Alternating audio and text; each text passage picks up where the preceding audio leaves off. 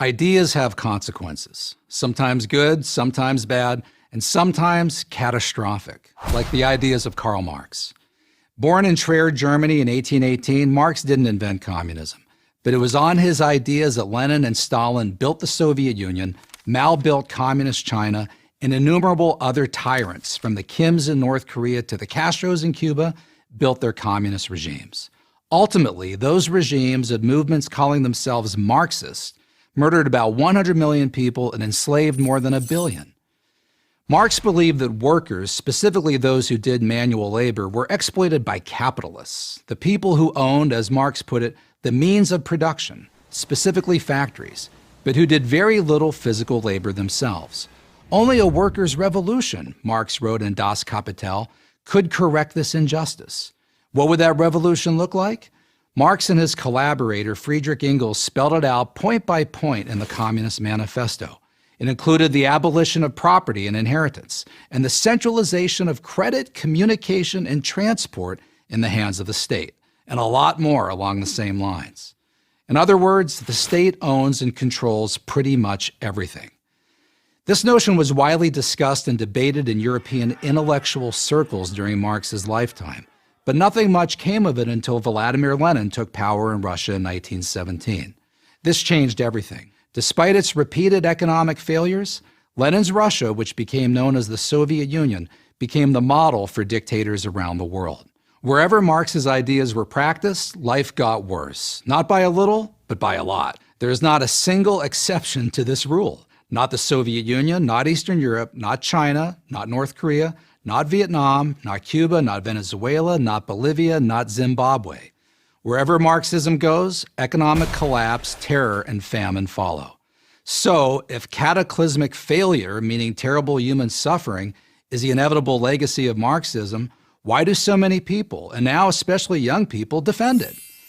The most common answer Marxism's advocates offer is that they, whoever they are, Lenin, Stalin, Chavez, never really practiced Marxism. They all somehow got it wrong.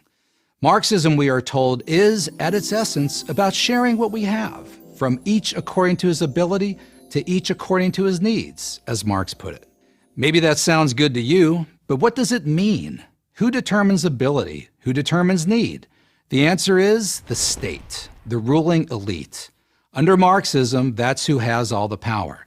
That's why the truth is this. Marxist dictators like Lenin, Mao, and Pol Pot really did get Marxism right.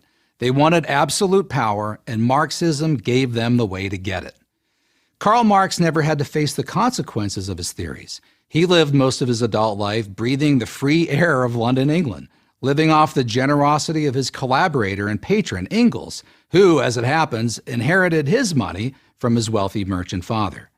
Marx spent his days in the reading room of the British Museum, researching and writing. Although he was obsessed with the term scientific, he was never able to marshal data to prove his theories. There's a good reason for this. There was no data to prove his theories.